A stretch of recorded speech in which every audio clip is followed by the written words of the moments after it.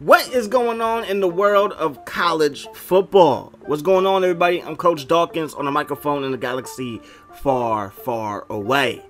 And today, Jimbo Fisher has decided to leave Florida State. The writing is on the wall, and this team ain't going to be that good moving forward. And he is like, I'm going to go to Texas A&M and the SEC, and I'm going to try my luck there. And at least if I fail, I'm going to get paid. 10 years, $75 million to the good foundation of Jimbo Fisher's wallet. Unbelievable contract that he just signed. Now, I hope that this contract means that they're going to give this man time, because what the AD at Texas A&M said when they got rid of Kevin Summerlin is that they want a head coach that's going to win a national championship. Now, to me, that's crazy, because we all know that Texas A&M is historically a 7 to 9 win team year in and year out. And you think that Jimbo Fisher is going to get you a national championship in the SEC when he just took what we all thought was a pretty good FSU team to Atlanta on a neutral field to take on the Alabama Crimson Tide, and they got spanked. Not only did they get spanked by that team, they started off the year 1-3 with losses to NC State.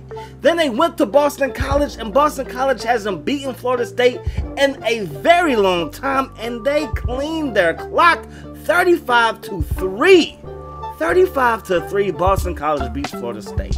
Now, I know somebody out there is going to be like, well, they lost DeAndre Francois, so don't you think that that played a role in the lack of success that Florida State had? And you will be most likely right. However, from what I saw versus Alabama when I saw in his freshman season, Francois didn't seem like the most polished college football quarterback out there. But it would be ridiculous for me to say that the fact that they lost to Alabama on a neutral field means that he can never be Alabama now as the head coach at Texas A&M. But I still feel like Florida State was a talented team this year. Syracuse, who beat Clemson, they lost to Florida State 37-24. They almost beat Louisville and probably should have beat Louisville. They lost that game 31-28. There are some concerns, though, when it comes to the fact that the ACC did get better, and it seemed like Florida State took a couple of steps back, and now with him deciding to leave, that kind of suggests that he needs a whole lot of talent to get the job done. So in week 1, Sunday, September 3rd, you had a wacky game, Texas A&M versus UCLA. 45-44 is the final. You guys lose that game after having a huge lead. A huge lead. And that sucks for y'all. But then you do go on a 4-game win streak, which includes win versus Arkansas and wins versus South Carolina. Then that very next week, October 7th, number 1 Alabama comes to town, and you lose that game 27-19. Does Jimbo Fisher get you that win? Probably not. Then October 28th, you take on Mississippi State at home. You lose that game 35-14. Does Jimbo Fisher get you that one? Probably not. Number 14, Auburn comes to town the very next week. You lose that game 42-27. So right now you have a grand total of 4 losses before the last game of the season when you travel to LSU and they beat y'all 45-21. Does Jimbo Fisher get you that win? So to me, Jimbo Fisher, he needs a whole bunch of talent to get things done. And again, I do agree that you have to have talent to win games. It's a give and take. Coaches coach, players play. I understand that. But right now at Texas A&M, it doesn't seem like you have the most talented football team around. And one of the 4-star recruits that has committed has decommitted and is thinking about recommitting depending on his meeting with Jimbo Fisher. And what makes that so ironic is that at the All-American game, the Army All-American game, this kid played in that game. Jimbo Fisher was there. They did not offer him a scholarship.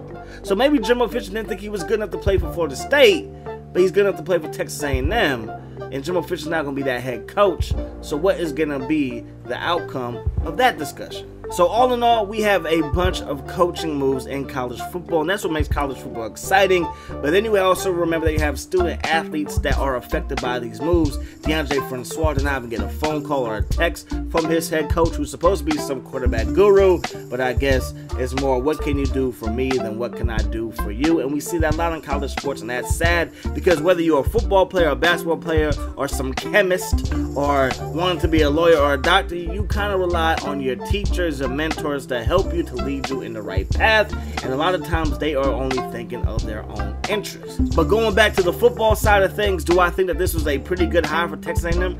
Absolutely. Do I think they're going to win a national championship? Absolutely not. 10 years from now? Absolutely not. But who am I to say, because college football is wacky, college football is amazing, and truly every Saturday does matter, so you never know what's going to happen week in, week out, season in, and season out. However, Texas A&M, could you at least compete with the schools in your own state before you want to go to the national championship? Because right now, TCU is still a lot better than Texas A&M. Thank you guys so much for giving me your time. I hope you guys enjoyed this. Until next time, Coach Dawkins is out.